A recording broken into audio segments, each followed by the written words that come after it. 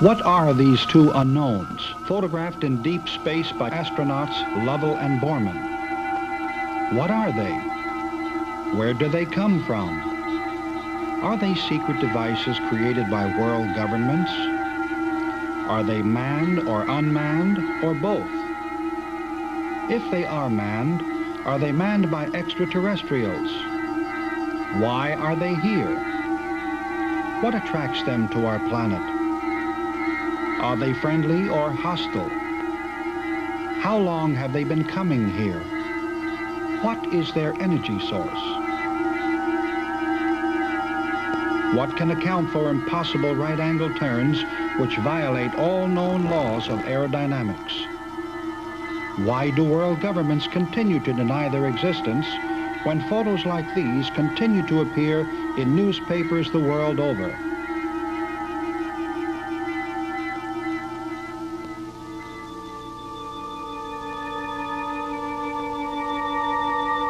I've had 315 transmissions, none of them personal. Helpful messages of different kind are given. The voice of Dr. George King, president of the Etheria Society. There is not one single important question facing the world today that has not been answered by the space people in that 315 message transmission.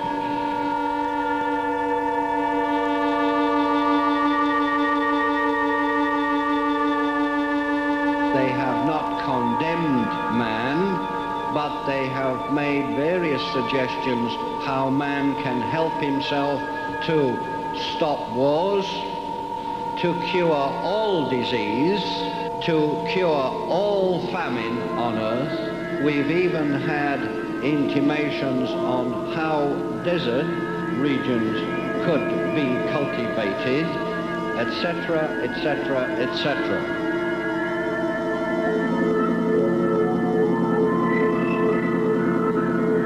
One person I met was tall, round about 7 foot.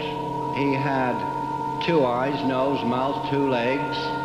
Skin was a cinnamon color, as though that skin had been tanned by exposure to long or even shortwave ultraviolet light radiation.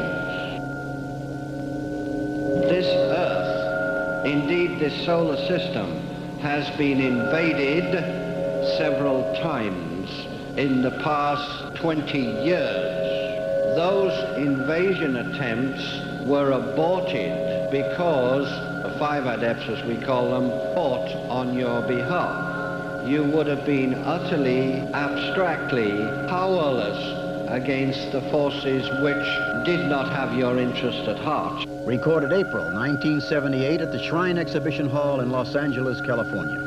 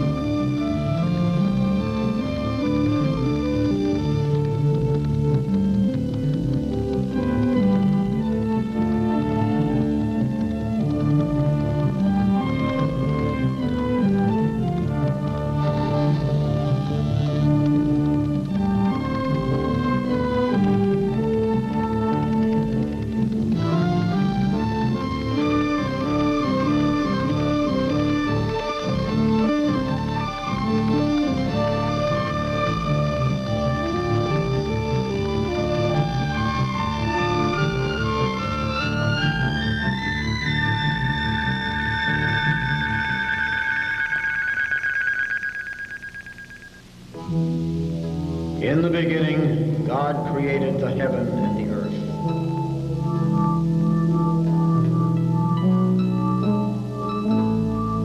And the earth was without form and void, and darkness was upon the face of the deep. And the Spirit of God moved upon the face of the waters.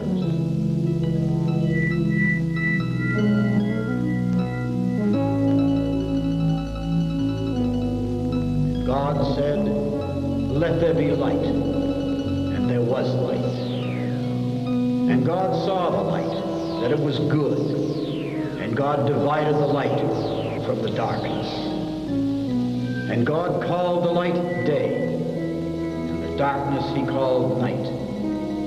And the evening and the morning were the first day. And God said, "Let there be a firmament in the midst of the waters, and let it divide the waters from the waters." And God made the firmament, and divided the waters which were under the firmament from the waters which were above the firmament. And it was so. And God called the firmament heaven, and the evening and the morning were the second day. And God said, "Let the waters under the heaven be gathered together unto one place, and let the dry land be." And it was so. And God called the dry land earth, and the gathering together of the waters called he seas. And God saw that it was good.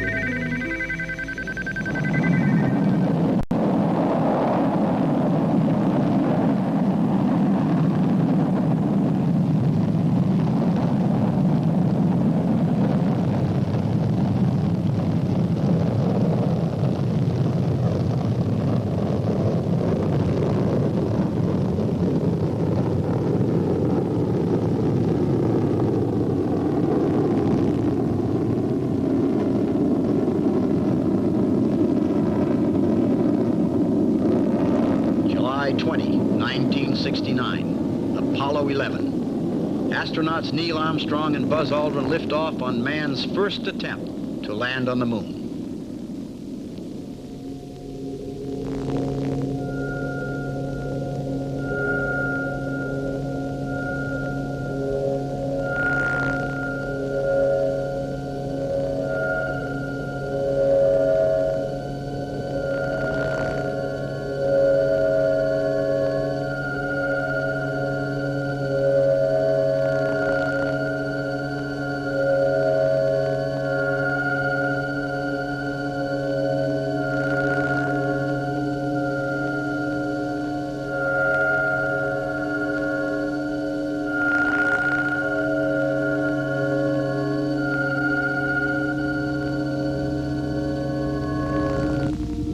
One small step for man, one giant leap for mankind.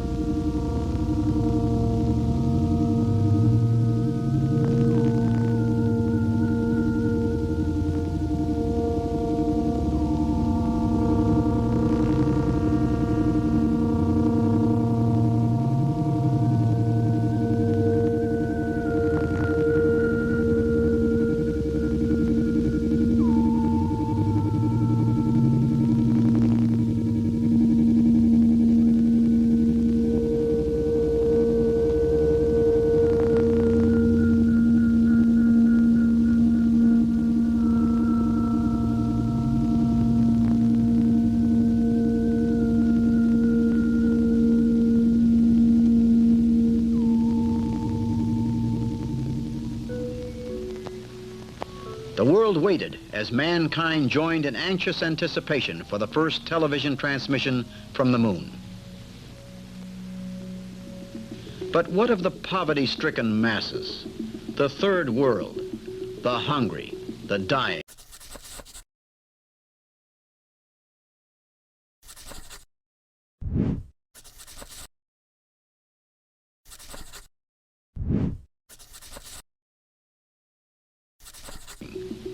What would this giant leap mean to them, if anything?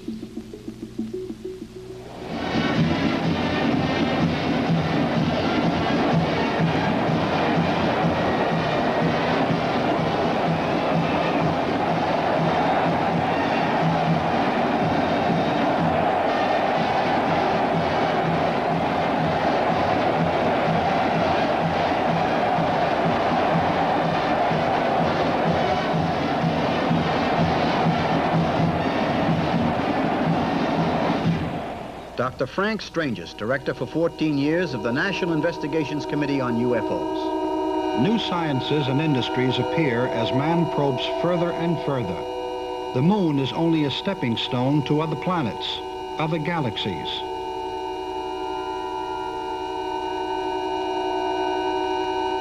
The government is pushing to gather UFO data, confirms Apollo astronaut Edgar Mitchell, who landed on the moon in 1971. Interest in UFOs has been revived and is increasing at all levels in the military, says Mitchell.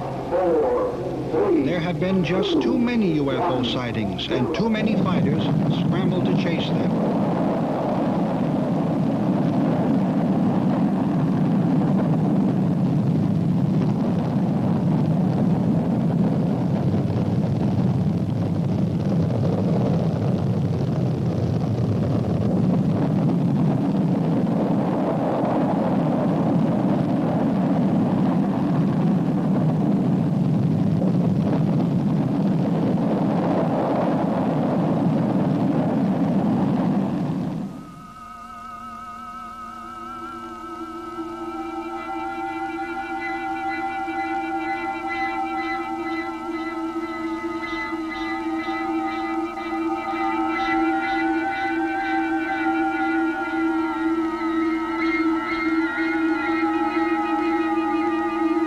Drawing boards are jammed with renderings of spacecraft with new energy sources, from atomic power to solar propulsion, designed to travel in space for years.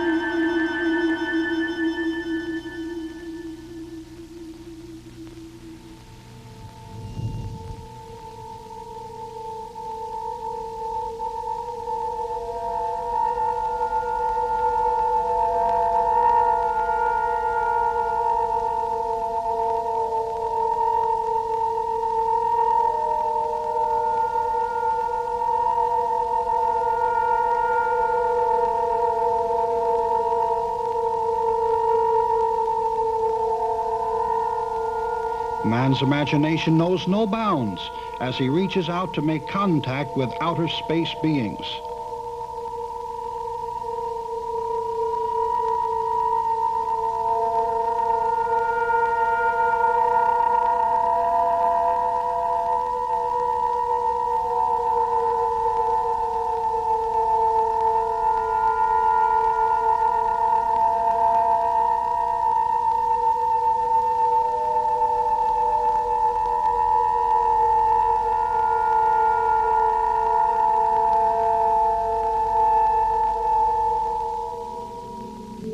But man must also prepare himself physically and mentally.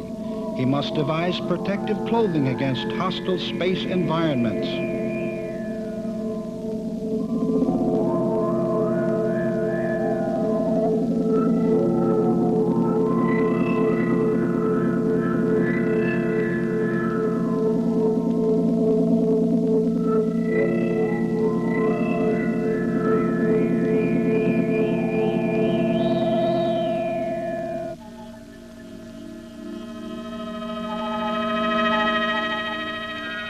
Are there beings in outer space, extraterrestrials? Do they communicate from planet to planet, from spacecraft to spacecraft?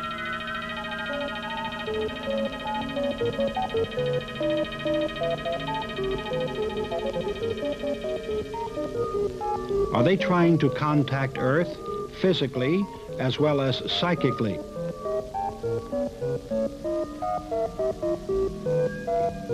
Man listens, scanning the depths of space in search of decipherable sounds which he can in turn translate into meaningful messages. These are two unidentified flying objects photographed by United States astronauts as they were making history on the fringes of outer space. These are two elongated UFOs that were photographed trailing U.S. astronauts on their way to the moon. According to a high-ranking officer at Cape Kennedy, not one space probe leaves the launching pad without being trailed by unidentified objects, as is attested to by these two unknowns photographed by Lovell and Borman. UFOs have been photographed by people from all walks of life. This particular one was taken by Dr. Daniel Fry, scientist. Sighted at night, these three unidentifieds were photographed in the skies above Honolulu, Hawaii by a housewife. Notice the close formation of this 180-degree turn, which has mystified aerodynamic experts the world over. These four UFOs were photographed by Seaman Shell Alpert over the Coast Guard base at Salem, Massachusetts. The UFOs made no sound and were not tracked by radar. This UFO was photographed over the home of an insurance executive in Seattle, Washington. Paul Villa always had a secret ambition to see and photograph a UFO. This day in 1965, he was in the right place at the right time with a camera. According to the experts, Paul photographed an instrument package or space probe, very similar to the probes that have been launched from Cape Kennedy to the Moon, Mars, and Venus. According to Paul, the space probe made no sound, nor did it land. This UFO was photographed by a surgeon in Adelaide, New South Wales. This is the first UFO of this type ever photographed in Australia. It was taken in 1962. This is a blow-up of this most unusual top-shaped object. Notice the metallic color. This cigar-shaped UFO was photographed above a small park in the Glendale section of New York in 1967, which was a peak year for UFO sightings in the United States. There are rare occasions when UFOs are photographed in formation. These five unknowns were seen on the outskirts of London, England. Among many witnesses present were three Royal Air Force pilots. Now this one, unlike many of the UFO sightings, gave off a high-pitched whining sound above Tulsa, Oklahoma, about 1 o'clock in the morning. Many witnesses were frightened, and some petrified with their mouths open. As it departed, the whine changed to a high screeching pitch, sending dogs scurrying for cover.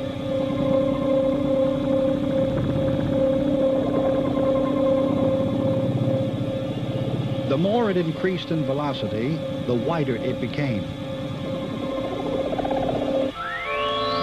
This is an unmanned probe photographed by Paul Villa on June 19, 1966, about 9 a.m., 30 miles north of Albuquerque, New Mexico. It was approximately 6 feet in diameter and made a loud buzzing noise. The UFO was accompanied by several spheres. When the spheres landed, they bounced, shot straight up, then landed again in almost the same place. The small spheres were about 3 inches in diameter. The larger ones about 6 inches in diameter. The larger spheres remained on top or close to the top of the UFO.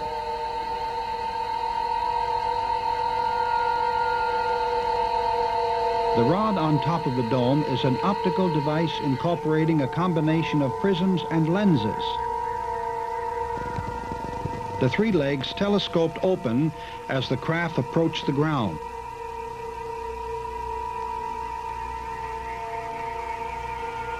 Dr. King, when did you first become interested in outer space and UFOs? It was in 1954, and it took me by surprise, actually. I had been practicing yoga for many years previous to this, but on this Saturday morning in May 1954, I was in my apartment and I heard a voice. It was in English. The voice was not in the head. This was no psychic apparition. The voice was outside of myself, and it said, "Prepare yourself, you are to become the voice of interplanetary parliament." Well, I had no idea what that meant. I knew nothing about UFOs in those days. I had not studied them, but I had studied yoga. And I'd studied yoga long enough to realize that this was very important. And it was 8 days after this first event that I decided that the only way that I could solve this mystery, because nobody else could help me, and I tried many people, was to go into meditation myself. So I locked myself in the room, fully determined to stay there until I got some answer. Well, I didn't have to stay very long, because a man, physical, who I did recognize, he was alive in India at the time, a well-known yogi master. He walked into the room without me having to open the door, by the way.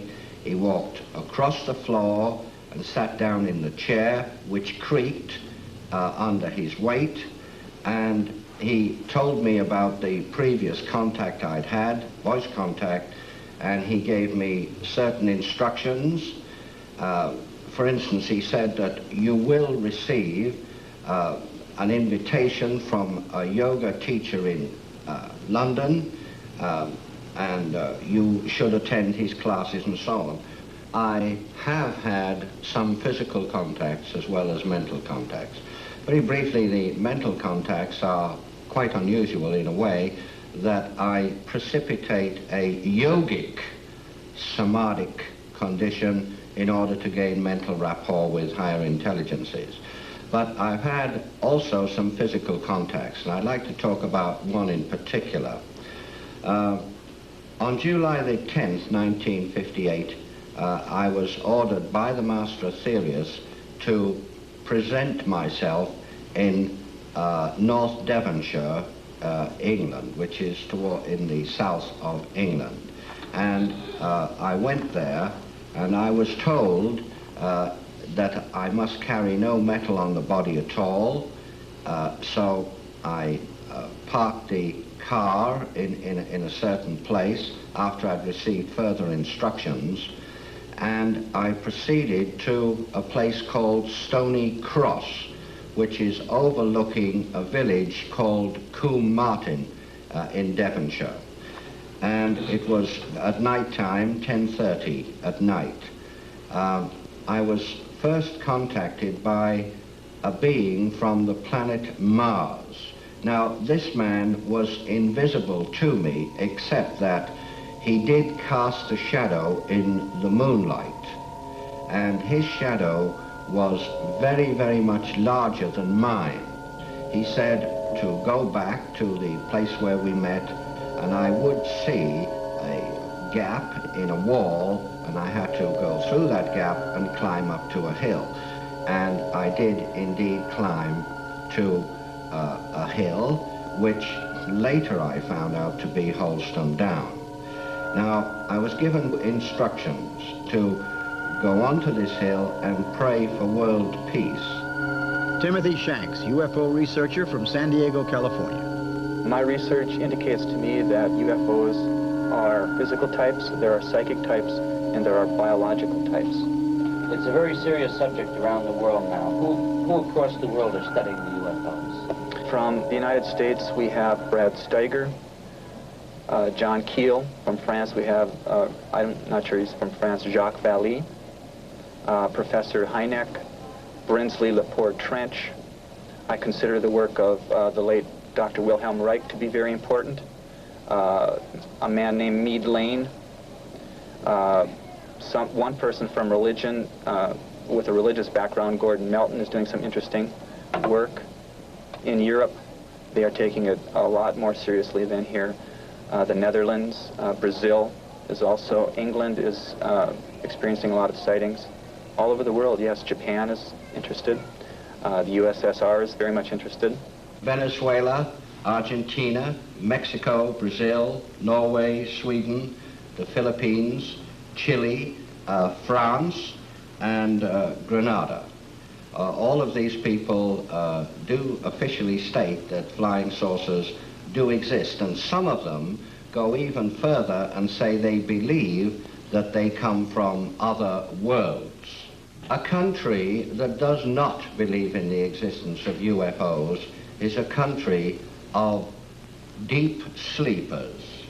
For instance, America, Russia, and England have studied UFOs for a number of years, and I think they have amassed sufficient information to know of their existence. But you see, they will not officially admit that they know of the existence of unidentified flying objects. But how long have these UFOs been coming to Earth, and why to certain places? What have Palenque, Tiahuanaca, and Stonehenge to do with these sightings? Stonehenge has been attributed to the Druids by some historians. But is this fact? How were these huge monoliths erected? Can we attribute places like these to extraterrestrials? So as you check back into history, you have to remember that references to objects in the sky were not referred to as UFOs. They were described as whatever the person was viewing, whether it was a cloud or a flying boat, as North American Indians would describe some of these things, or a luminescent pearl. So you have to study the language and study the account itself. But all world cultures refer to various unusual objects in the sky throughout the course of recorded history. The modern era began in 1947 with the Air Force beginning its study and a tremendous number of UFO reports. Early reports of objects came in 1896, 1909 from different parts of the world. Many people believe in UFOs and that extraterrestrials are coming to Earth. Some are convinced that they are now living among us. The whole town of Kerman, California, conspired to keep the May 13, 1978 occurrence a secret to preserve their privacy. However, word leaked out and made headlines.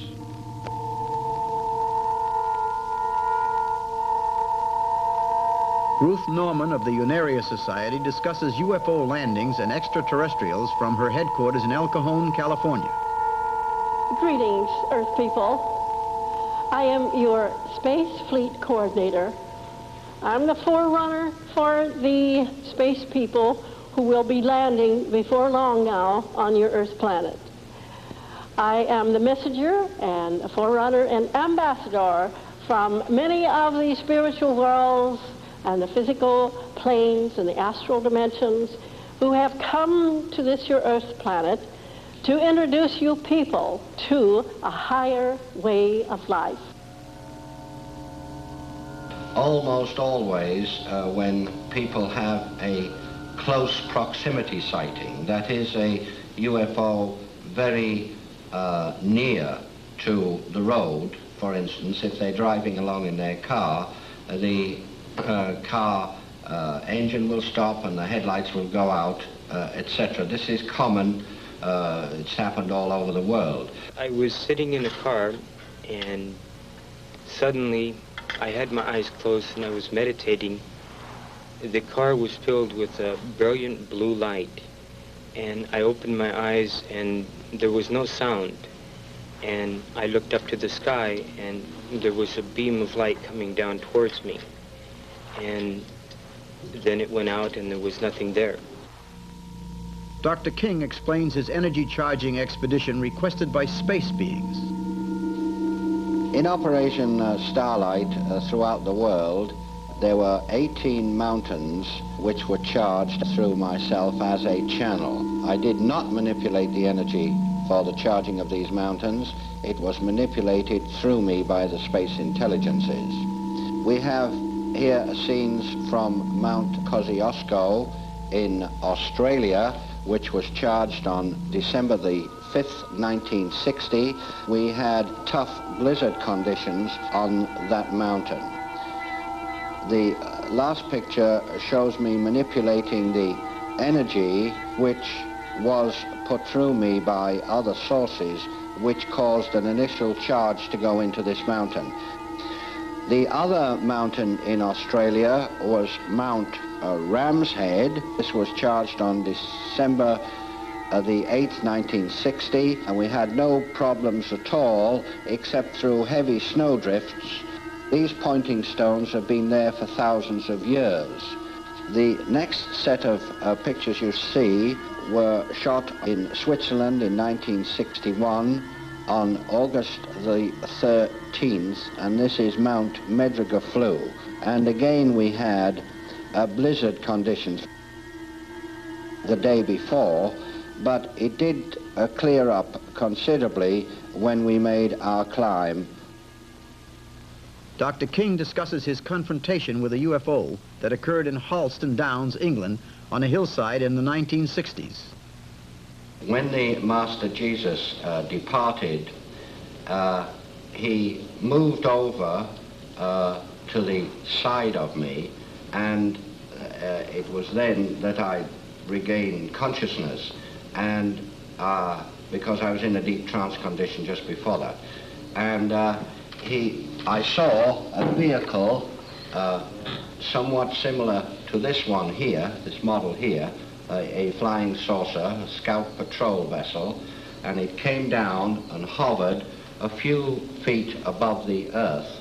I'm not sure how many feet, because I kind of saw the bottom of it, and I saw the three little domes on the bottom, and I saw a bright green ray, very, very bright green ray, come from the bottom of the saucer like this, and Jesus stepped to one side into the ray and he disappeared. I believe he was taken up into the craft in that way, because I saw this craft move through the heavens and join two more craft which had been hovering there during the whole experience.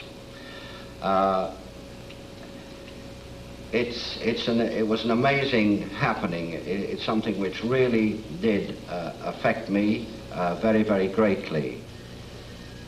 Brian Scott, Orange County, California, goes into a trance state, using his body as a telepathic channel to receive and transmit messages from a being known to him as Voltar. Our cameras recorded this as it actually happened. We have edited the hour-long session to show you a portion of this extremely incredulous and dangerous experiment. Gunner, go. 020-020. We understand that the probe wishes to impart information at this time. We're willing to receive this information now.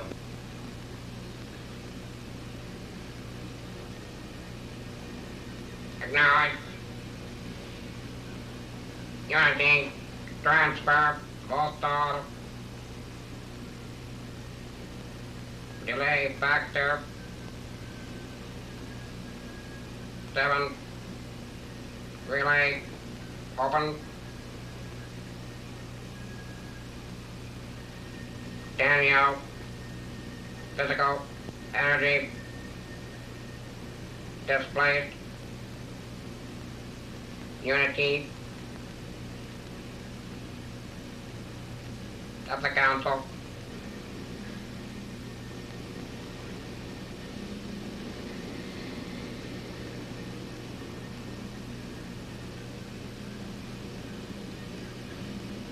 Good evening. Good evening, Voltar. And that of the light be offered. And to you in return. It was good to talk to you again. It is that, and of the play of life, that today, what is now, is within that knowledge. our involvement and that of your planet. Since that, but the days of Tiahuanaca, and yet, but to manifest in but a few. It has been again a pleasure to share your presence. We ask the return of Brian and the amplification of all systems against secondary world interference. And thank you again for sharing this communication with us.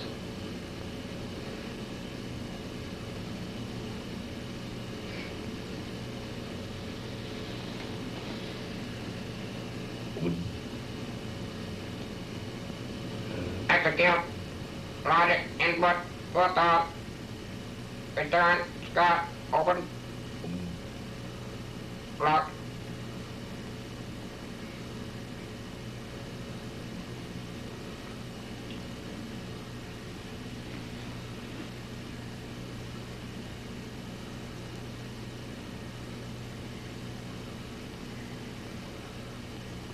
That of my presence, upon that of the world yet to be, is now. Jim? Yes, Brian. That's the time in South America. Yes, it was very strong. Are you speaking from there now? Because the eyes are rolled back. It is now that of their land. There is much sorrow.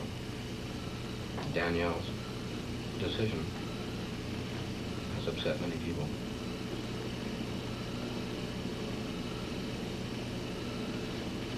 How do you feel? I feel great. It's just like it was before. There is so much to learn and so much to offer. It's nice to remember what it was a few months ago. Wow. How about some air? You'll pin the needle. What was... Jeez. You were right there at the end.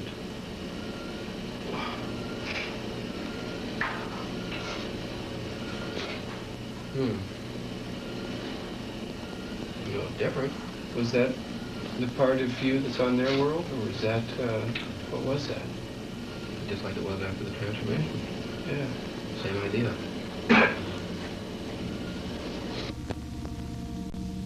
These Carillion Polaroid exposures were taken of Brian Scott before entering the trance state by Dr. Elan Neve. The dark exposures represent a normal energy level.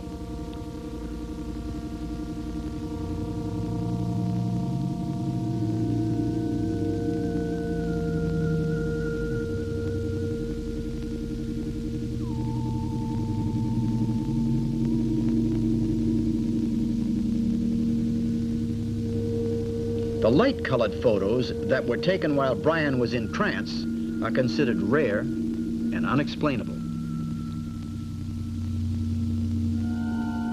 Brian Scott remembers vividly a frightening contact with the space beings. When I was 16 years old, I experienced a phenomenon known as a ball of light that appeared behind my house. My dog basically gave the thing away by barking so loud that he was waking up half the neighborhood. Investigating what the dog was barking about, I had found this object hovering in the sky about 6 to 8 feet above my head. The ball of light appeared to be orange-red in color and only lasted for about 10 seconds and suddenly shot up into the air.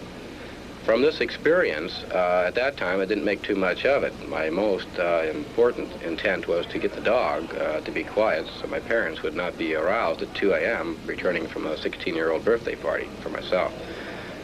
Very shortly after that, that evening, I woke up again, but this time I woke up at the kitchen table. And when I had woke up, I found myself with a big mess all over my arm. And apparently somewhere during that sleep period, I had managed to jab and tattoo this object into my right forearm, which appears to be a spider. From that time, we moved up to 1971, where I had an actually physical contact with aliens in the Arizona desert. It was their request at that time that I would journey to the Nazca Plains and that I would find from that the information basically to be able to bring back some of the cultural studies that were going on around the Incas and so forth and the pre-Incas. Nothing about the spider when I was 16 made very much sense. In 71 it didn't make much sense either. But in 75, when we really got into all this and started taking some of the journeys they requested me to do, we did find that some of the stuff they were talking about was being the tie-in. And apparently it became something that I myself had eventually asked, why me? Why did they particularly get into this thing with me? And I found out that it wasn't just a me situation. Apparently, to begin with, I was in the wrong place at the right time, or totally the wrong place at the wrong time. But it was based on my decision to take the next step if the information they were giving me was going to be valid at all. And once we began to research and actually dig into it, myself and a few associates, different various investigators and such from leading UFO organizations, we found out that the relationship between the spider on my right forearm and the Nazca Plains were identical. And this particular symbol ties into a technology and an energy system that is used for them to be able to travel, apparently, interstellarly between planets and stars. So what it came out to be in the very end was that the information that they were giving me was basically valid. And what they were telling me, I had some belief in what they were saying. It was from that point that I decided that if the information they could bring forth to me or through me and other people who have had an experience like this could be put together in some nutshell where we might be able to offer the information to the general public in a way where it would actually prove the phenomena as being either real or unreal, we might be able to get a handle on this UFO thing, the unknown. The unknown. The Incas, the Mayas, the Toltecs, all ancient civilizations, gone from the earth. Why? What sort of unexplainable energy forces seem to be concentrated at Nazca, Tiwanaku, Palenque, Uxmal, Tikal, Chichen Itza? Brian Scott went in and out of the trance state every few seconds while he walked these plains. Why? Are these centers of past civilizations linked to forces from outer space? Facts suggest they are. Mr. Schultzler explains the results of his encounter. A day after the encounter itself, I found that I began feeling pressure within my head, and I started seeing figures dashing out of the corner of my eye, just glimpses. And then I began to find that I could concentrate, and I began to see flashing colored lights. Later I found that I could actually see the forms, and they are what people refer to as spirits. I found also that my eyes began to change, and that even in looking in the mirror, I found that they began to take on a more hypnotic type of stare. And others related this experience to me, that they had noted these changes. Dr. King discusses the origin of mankind. The planet we are now living on was populated by a very advanced culture called Adamic man. Hence the Adam and Eve part of the Bible. The people who came to this planet came from a planet called Maldek that used to orbit between Jupiter and Mars, and there was an atomic explosion on Maldek which blew the planet to pieces. Now, they had to be reborn somewhere, reincarnation being a fact, not a theory. And also, there's no such thing as death per se. There's only death of the physical structure, but the thought and the soul and spirit do not die. So they had to have a life experience. So they were reborn gradually throughout the hundreds of centuries onto this planet Earth. Now, all that's left of Maldek is the asteroid belt. And it's a very interesting thing to note that just lately scientists have discovered pieces of meteors, which they know come from the asteroid belt, and some of these meteors contain elements, minerals, in the exact amount as found in the human body. And these minerals are petrified into the rock pieces, which prove that ancient man, before he came to this planet, had a similar physical structure to what he has today. These unidentifieds, photographed in various parts of the world, are being monitored by many governments, who only secretly will attest to their existence. The theory is that to reveal the fact that governments are fully aware of UFOs and the revelation of their files would panic the public. And secondly, would cause chaos to the economy of the world. However, these are actual filmic records taken mostly by accident by people from all walks of life and in many different locations.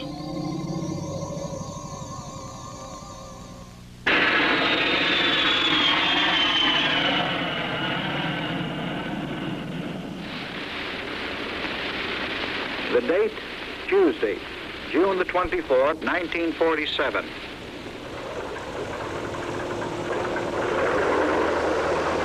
Pilot Kenneth Arnold, a deputy federal United States Marshal, took off on what he thought was to be a routine flight over the mountainous country near Mount Rainier. An experienced flyer with over 4,000 hours in his logbook, he little realized that this particular flight was to start an investigation that would cost the federal government millions of dollars.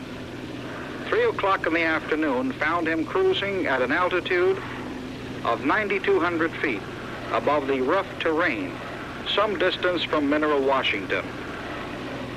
As was his custom, he watched the mountains below for signs of illegal campfires or other downed aircraft. But there was nothing to cause an alert. His instruments showed that he was on course and holding steady. He was making a 180-degree turn toward the Forbidden Plateau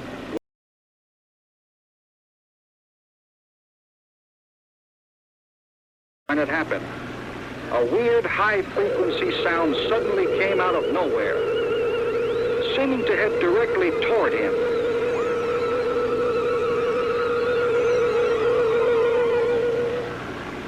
Arnold banked his plane sharply, thinking he was buzzed by some new type of jet fighter. Leveling off, he tried to sight the offending jet and perhaps get a number or description to report the incident. A mid-air collision over these rugged mountains meant little chance of survival. He checked his instruments again, and to make sure that he had not drifted into another flight lane, a lane used by experimental aircraft, he was still on course. Then, without warning, it happened again. Arnold pulled up sharply as the weird sound engulfed him. Only this time he saw what had buzzed him. Far to the left and toward the north, a formation of very bright objects moved through the sky in the vicinity of Mount Baker. They were flying at a fantastic speed, their silvery outlines clearly visible against the dark mountains. The strange, saucer-shaped objects flew in an echelon formation, and then, gaining altitude, shot off into the blue and vanished.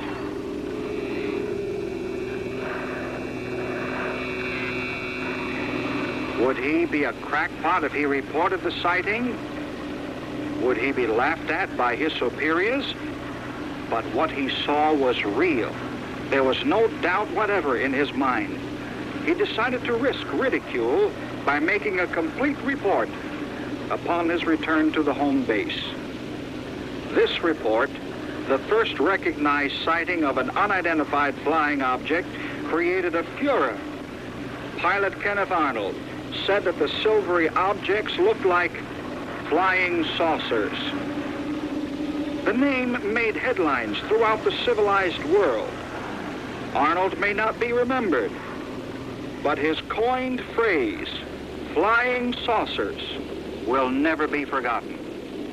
My first encounter was in October 1958 with what I claim to be an extraterrestrial being that I've since found out comes from the planet we call Saturn in our solar system. Robert Short, UFO investigator. It was, to me at the time, a very frightening experience. The being said to me, "We have come down to make an adjustment in the power of our craft. We will see you at a future time." And I thought, what criteria do I have to understand it? And it wasn't until several years later, in fact, after another individual had another experience with the same individual, that I began to understand that my work, as of from that time, would be through the auspices of the solar government on Saturn in this system. And all message work that I do or channeling that I do would be through their auspices, through the subspace radio network in this system. Ruth Norman tells of Earth landings from various planets. There will be many planets, 32 different planets in number. They are all physical planets, some within the solar system and some outside. 32 in number. And they will all land simultaneously on the Earth world. About 3.5 years ago, I was inspired, prompted by my space brothers to purchase some property about 40 miles north of San Diego. It's near Yamul. It's 67 acres for the spacecraft landing. Now, just one craft will land there, and we will have the other 32 craft to land at various points on the globe. Mr. Arman recounts his first experience with UFOs. I was in Los Padres National Forest on the wilderness area, and we were hunting Russian boar. And I thought I seen a Bigfoot, and I instantly thought $1 million, shoot it and make $1 million. And I drew on it, and I couldn't pull the trigger of my pistol. And I tried for 5 minutes. While it watched me, I put the pistol back in my pocket and took off running. I was scared to death. And I went back to my friend. I told him about it, and he says, "Well, you must have been hallucinating." I said, "Okay, I was." And that night we were in the tent playing cards, and we just finished a hand, and he was looking out the tent, and he says to me, he turns to me, he says, "Norman, look at the funny lights up on the mountain." The mountain was about 3/4 of a mile away. 3 of them, and they got larger and larger. And then I jumped up and stood in front of the tent door, and a blue one flashed across the side of the mountain. Another one came over the top and lit up about 3 acres. And I turned to him, I says, "Joe, did you see that?" And he had his head covered up. And I went to shake him. And he says, "I'm asleep, leave me alone, leave me alone." And just then our campsite lit up as bright as day, and we blanked out. Thomas Miller on UFO propulsion systems. They do fly interstellarly. However, they do not fly in the same manner that the rocket ships fly or blast off from Earth as we know it.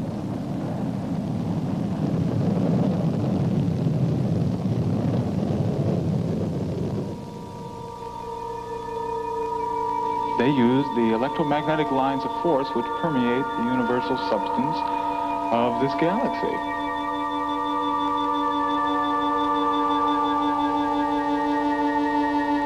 The brothers on the other planets have evolved much more rapidly than the people on the Earth, and the ones that we have contacted have transmitted their messages to Earth, and they have given us pertinent information of instrumentations which they will help us build and construct when they do make physical contact, such as an energy device which will use the natural oscillation of atom structures themselves.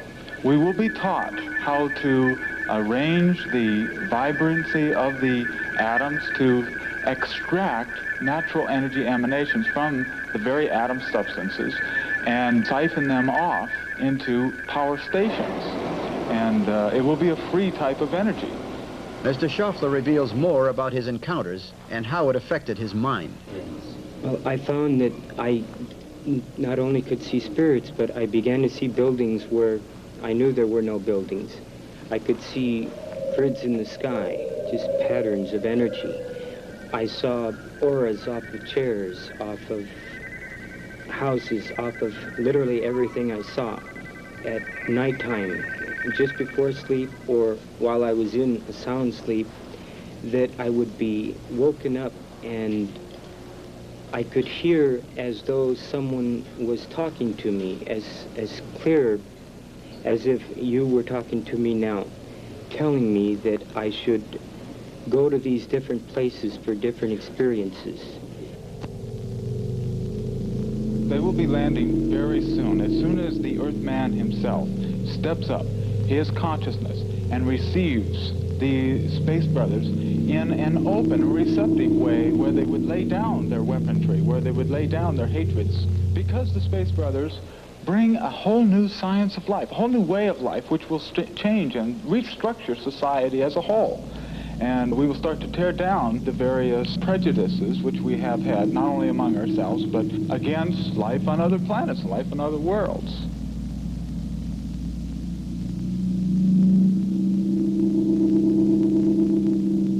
Dr. Stranges, you have been involved with UFO investigations for over 30 years.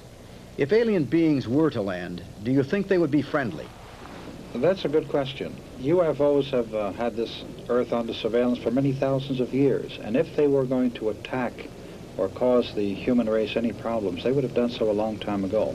But there have been a few cases where some cattle and some people have even suffered because of so-called negative saucers. Someone said if these are intelligent beings from outer space, they couldn't be too intelligent if they're visiting the planet Earth. But on the other hand, I believe that we have been a source of, shall we say, potential threat, because as one scientist put it, we can take and set the atmosphere on fire with hydrogen devices, and this could cause the planet Earth to be completely destroyed by fire, and in so doing, it could disturb the other planets in our solar system. All the people in this solar system are friendly disposed towards Earth, and they are very, very advanced people, but there are other people in other parts of, well, not only this galaxy, but galaxies beyond this, that have not been friendly. In fact, the solar system has been attacked by outside forces in the last few years, and in order to repel these forces, there was something which we might call a galactic war. This did happen, and I have very detailed reports in the Aetherius Society library, which we maintain is the largest in the world of its kind, actually describing some of the action which took place during this galactic war. Dr. George King in Los Angeles, 1978. There are at least 3 people from another planet living on Earth today.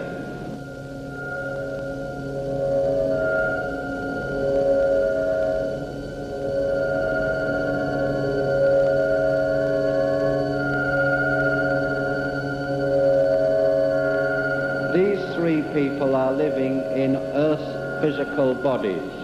These 3 people are highly specialized adepts whose job it is to protect mankind from any interference from outer space and any invasion from outer space. The predominant UFO seems to be saucer-shaped, as attested to by this picture taken by Paul Villa. You are witnessing a most amazing UFO film. It was viewed by the United Nations Outer Space Affairs Committee, the Congressional Hearing Committee on UFOs, and by the government-sponsored UFO investigation conducted at the University of Colorado, where the film was also viewed by the late Dr. Werner von Braun. This 16mm film was shot by Dr. Daniel Fry, a fully qualified scientist, and has been judged as a most valuable contribution to UFO authenticity. Experts have concluded that UFOs may have different planetary origins. If space beings exist, and they do travel in these space vehicles, there is nothing to prevent them from inhabiting various areas on this planet. Our egos would have to be enormous to think that we are the only intelligent beings in the universe. This picture was taken in France in 1967. It remained motionless for 4 minutes. These two UFOs were photographed over Taormina, Sicily. They remained silent and changed position 4 times before vanishing. This photograph was taken during the International Geophysical Year by an officer in the Brazilian Navy. These objects were seen coming out of a cigar-shaped vehicle in Morristown, New Jersey. Early one Saturday morning, Mr. George Stock was aroused by his sons shouting, "There's a flying saucer above our house." This was in New Jersey. Some UFOs are motionless while others revolve. Dr. King, have any creditable writings been done on extraterrestrials and flying saucers? Yes, indeed. There certainly is. It's called the Holy Bible. It's one of the best flying saucer books ever written, as a matter of fact, although it wasn't written for that purpose. It's filled with accounts of extraterrestrial visitors and vimanas and lights in the sky and flames in the sky. And we are informed by the cosmic masters that the Star of Bethlehem was indeed a flying saucer. It could not have been a star, because if any star had moved through the heavens and suddenly stopped in the position that the Star of Bethlehem did stop, this would have upset the gravitational field of the whole solar system. And we'd have probably had a tremendous disaster, certainly on Earth, if not on other planets as well.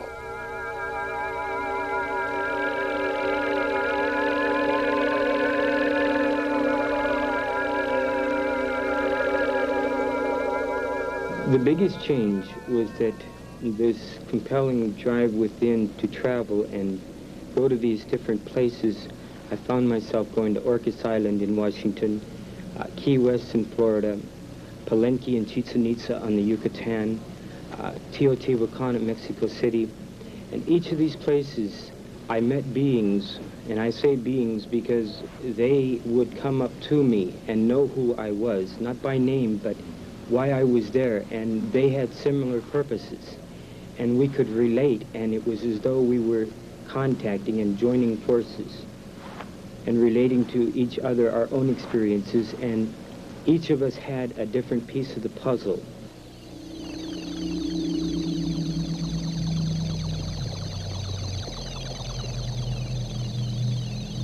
Alan Michael reveals his first encounter with alien beings and discusses his visit to a UFO. The first one, I was enveloped in a shaft of light. And as I went up this shaft of light, I just looked back, saw my body, and went right up out of it, right up the shaft of light into a mothership in outer space. This was a ship I had incarnated into this body. I was just returned to be with the people I was with before I came here in this body. There are some 2 million people in telepathic bodies on this planet now, making ready to receive Earth people, to bring them into the kingdom of God. We interviewed Carl Anderson at the Long Beach Naval Base in California. He has been a government employee for over 20 years. He presented one of the most unusual UFO encounters on record. Space people describe how the ship was propelled. Yes, they told me all about the propulsion of the ship. In fact, they told me that the interplanetary spacecraft are what we've come to call flying saucers, and they told me that the craft was essentially a flying electrical motor. The field coil turning in one direction, the rotor or the armature going in the opposite direction, propelled by a power in the center, such as a battery, of a type which we're not familiar with. They told me that when these two counter-rotating sources revolve to a speed relative to the Earth as it turns in its axis in relation to its mass, that it becomes weightless due to the fact that the electromagnetic lines of force thrown off by the craft repel the magnetic lines of force that the Earth creates and thus propel it away from the Earth's surface. Now, by reverse polarity, this can be made to attract and thus pull back toward the planet again. By neutralizing this effect between the attraction and the repelling force, this is how they are known to hover in one spot. Do you have any physical evidence of your space contact?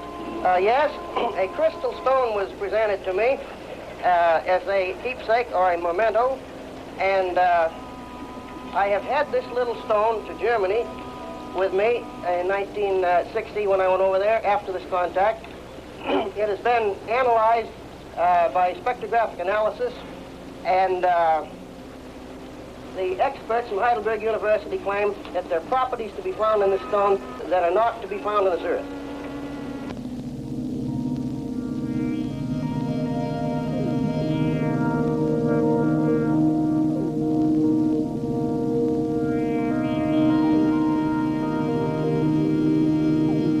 Since man's first giant leap into space, countless industries have led the way into yet unexplored fields of aerospace sciences and space medicine. New techniques have kept pace with inventions as man seeks methods to develop machines capable of carrying humans into the far reaches of space.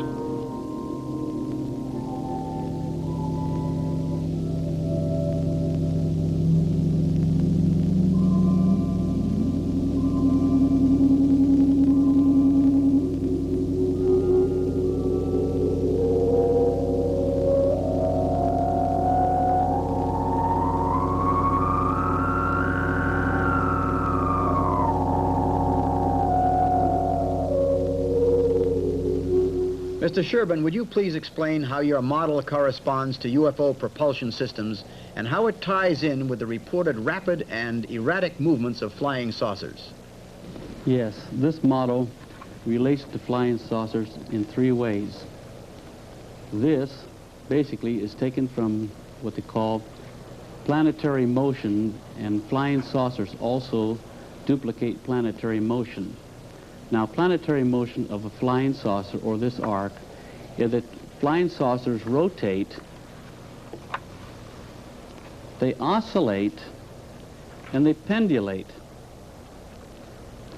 Our vehicles that go into space do not duplicate planetary motion. They duplicate motion that came from the flight of birds. One would be linear, and the other is a cyclical geometry. This has to do with the rotation of the Earth. This is a daily cycle. Its orbit around the sun is a yearly cycle, and what they call the roll is a season or reverses of precession. And this duplicates flying saucers and also upsets our concepts of gravitational forces, because this is a pendulous force that overcomes what we consider inertial force and reverses rotation in violation of our laws of motion.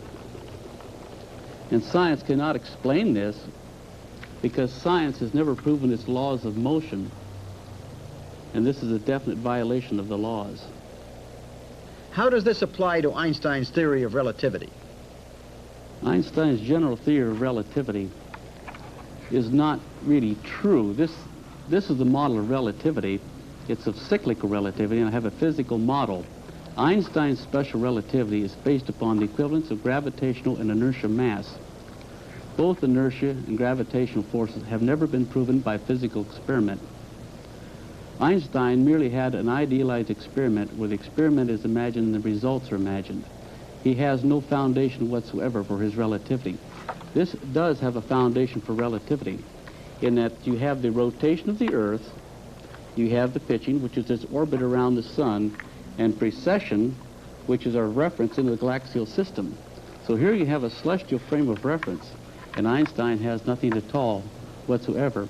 And here you have gravitational forces here which will overcome what they call inertia forces, which definitely disproves Einstein's general relativity. Here's a model of cyclic relativity disproving general relativity. How did you arrive at the particular shape and measurement for your arc? And how does this configuration relate to motion sickness as we know it? These were taken from the dimensions that God gave to Noah from the book of Genesis. It states an arc, and Moses was placed in an arc of bulrushes. It gives the length, the width, the height, and the camber. Thou shalt finish at the cubit above. By building this shape, of an arc this shape, it is actually a mathematically perfect boat, because it's taken from arcs, which an arc is the most perfect of all created forms. Now this particular shape, all the forces in the ocean are compressive strengths. So being a spheroid, it's the strongest on compressive strength. It's the strongest on both cantilever and truss stresses. And this boat does not broach to. It quarters lines of force. But one of the most remarkable things about it is that there is no motion sickness.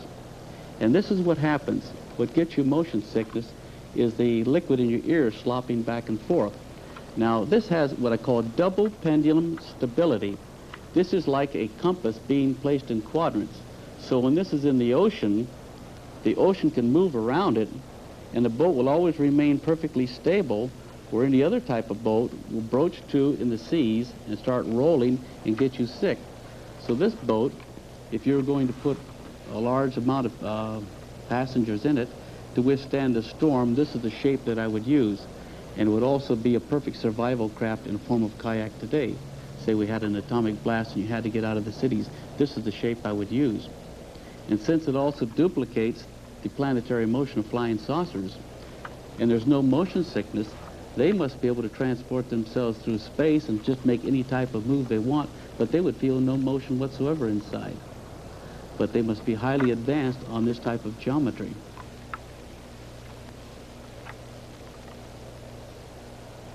Dr. Ilan Neve explains the method of photographing energy from objects and the human body through Kirlian photography. Kirlian photography, or the way I prefer to call it aura photography, basically registers on film the energy emanation from an object, and very often the way it is used, the energy emanation from the human body, most often from the fingers, because this is one of the easiest things to shoot.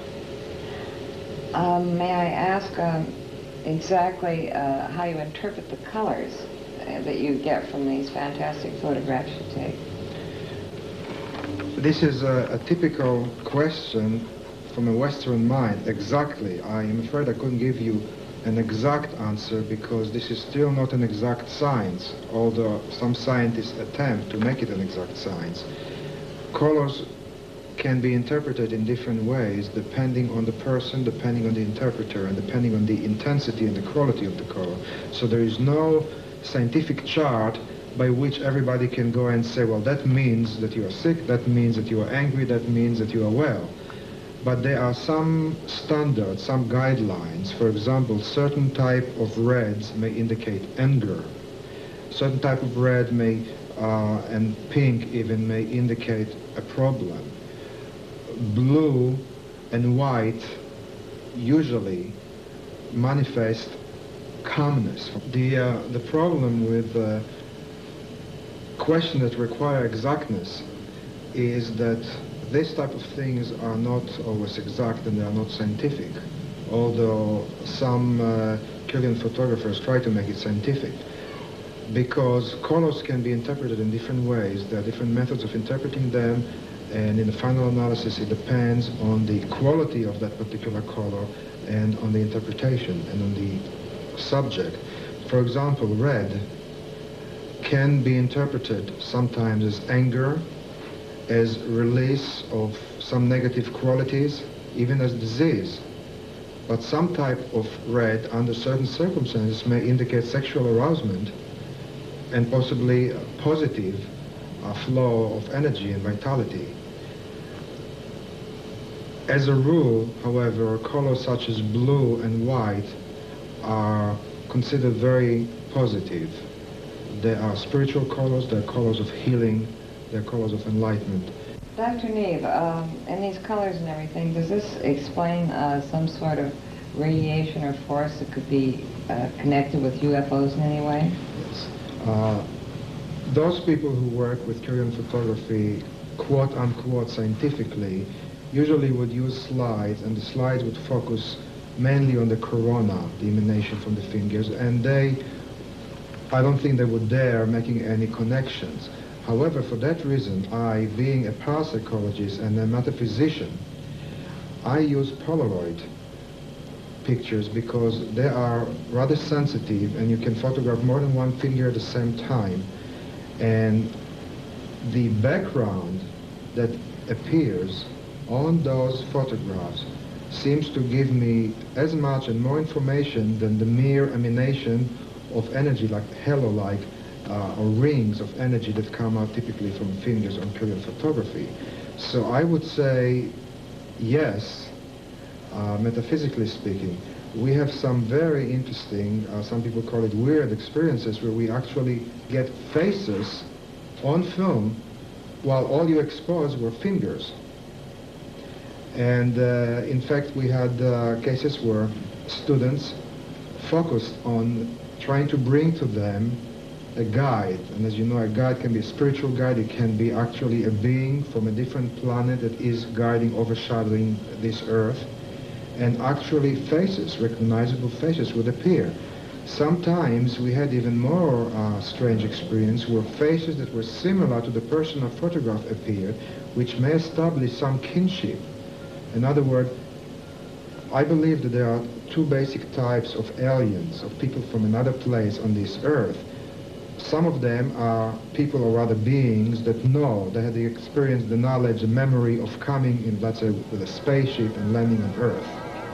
But more often, these are people who were born, like you and me, from a father and mother, human father and mother, and their being alien manifest in terms of an energy inside a human body. All right, that's all. Now pull your hand out now and close it so light doesn't come in. And here's your picture. It is developing right now. Okay, it's going to get darker and darker. And while it is getting darker, I would like you to think about that question, about that problem that you had while I was shooting it.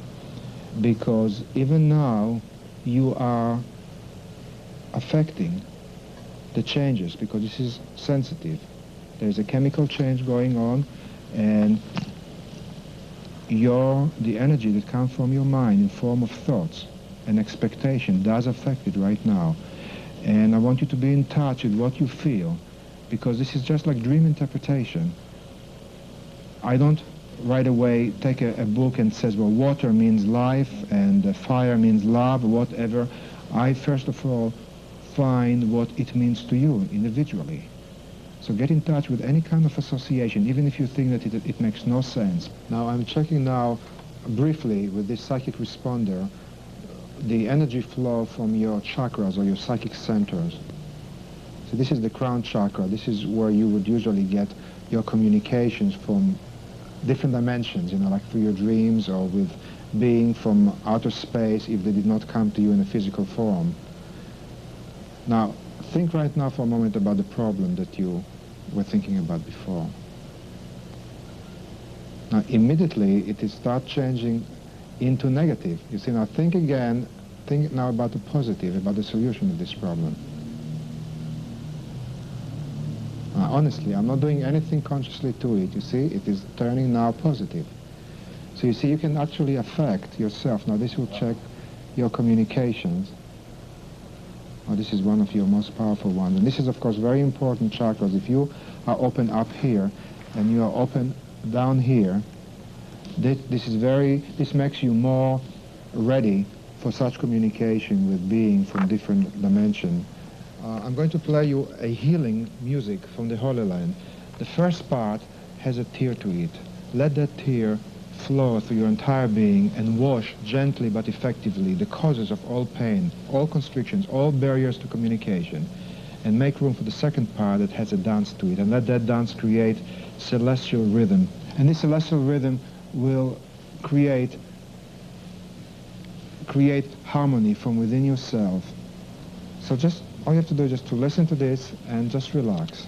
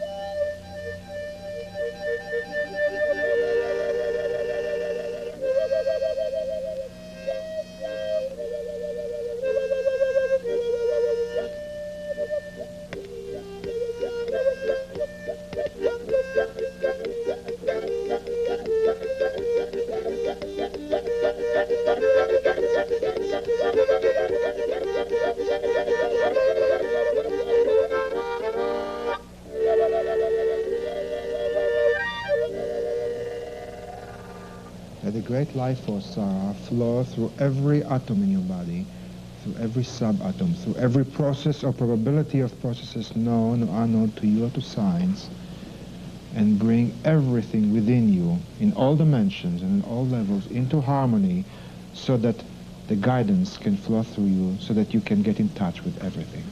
And so it is. And when you're ready, you open your eyes and be wide awake, feeling it being perfectly well and perfectly one with all.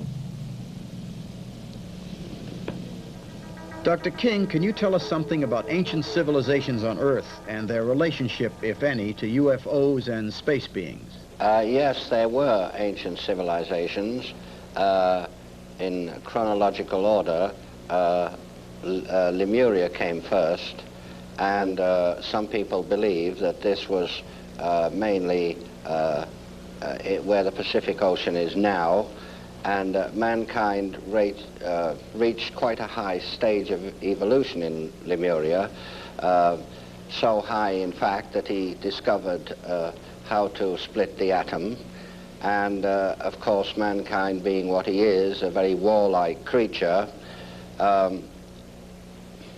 well, the result was the destruction of Lemuria. And also, the Earth at that time did flip a few degrees on its axis. Later on, we had another civilization built up again from the atomic ruins of the last, and that was Atlantis. Now, it's interesting thing about Atlantis is this, that at one time, science can prove that the whole of Europe was covered with deep snow and ice. And some catastrophe happened very quickly, which altered the course of the Gulf Stream.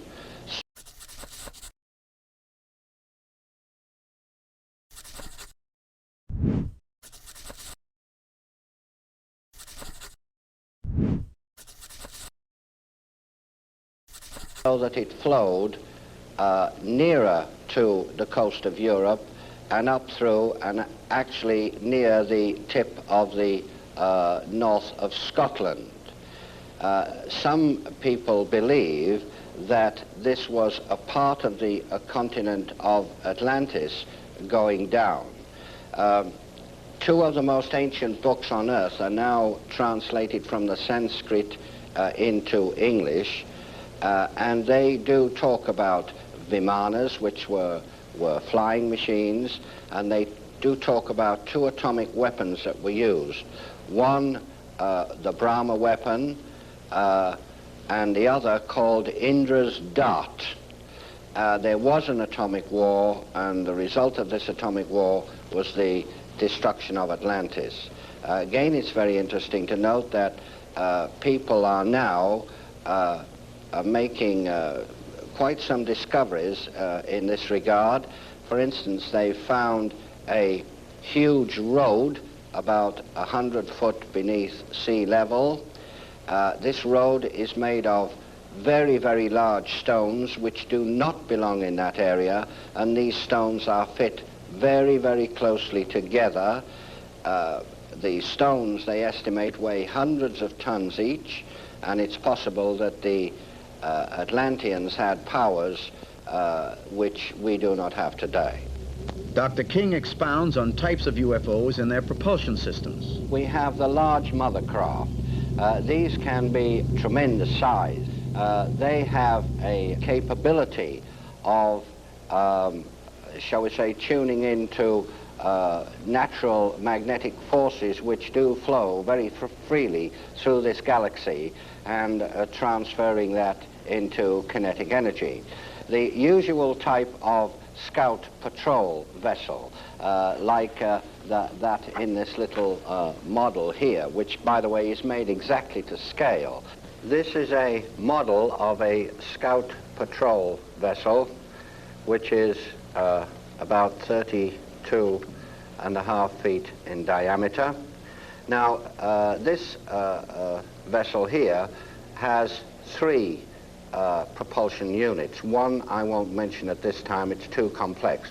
The other, again, it's capable of tuning into the natural flow of forces throughout the universe. But the third one is very interesting.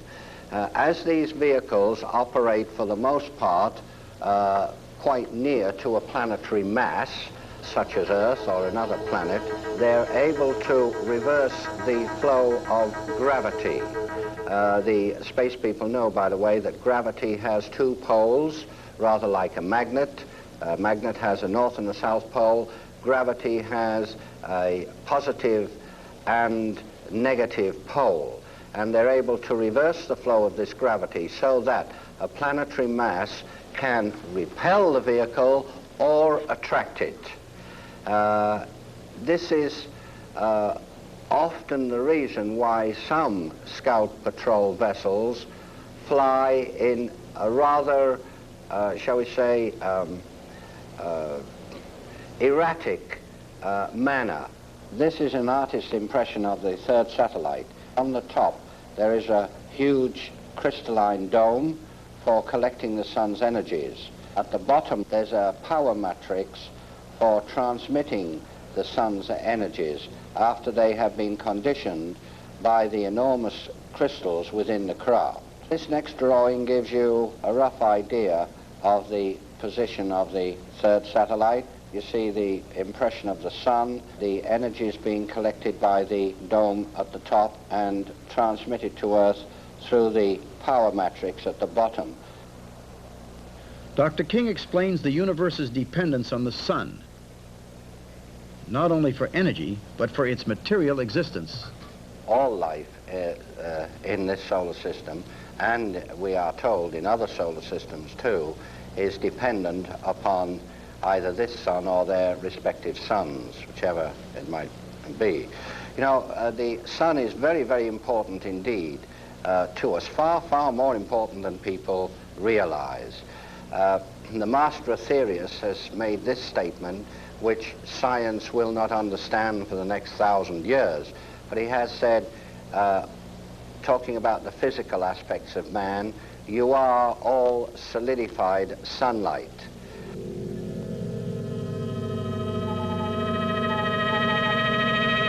UFOs have been sighted over every nation in the world, reports Dr. Frank Stranges. The National Investigations Committee is a group of individuals throughout the world that's solely dedicated to scientific research, evaluation, and investigation of UFOs, and it's also open to the public.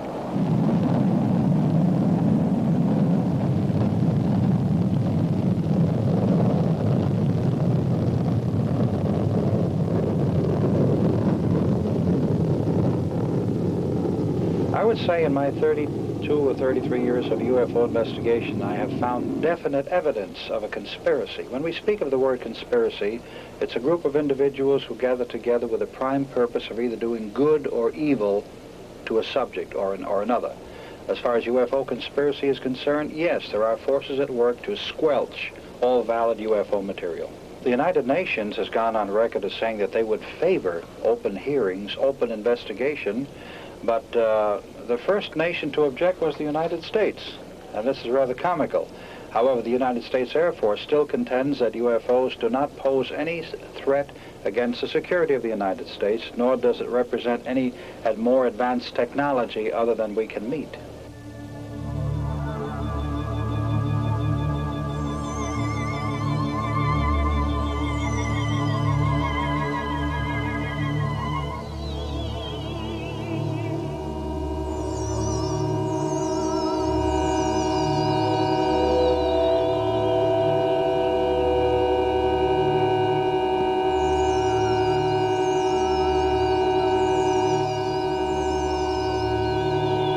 Reverend Robert Short, founder of the Blue Rose Ministry in Yucca Valley, California. I believe that they want us to understand that basically, coming right down to it, we really are one race of people, united under one supreme being or created life they call ageless life, Almighty God, Father of lights. And that we, as the children of the Supreme Creator, have our decisions to make insofar as trying, if we can, to put forth the willingness to achieve peace in our time, rather than bringing us to the brink of what we call an Armageddon. And so far as I know now, the peace efforts, even though continue to be tried, is like the old axiom, when they cry peace and safety, there will be none. We are headed for the final countdown, unfortunately.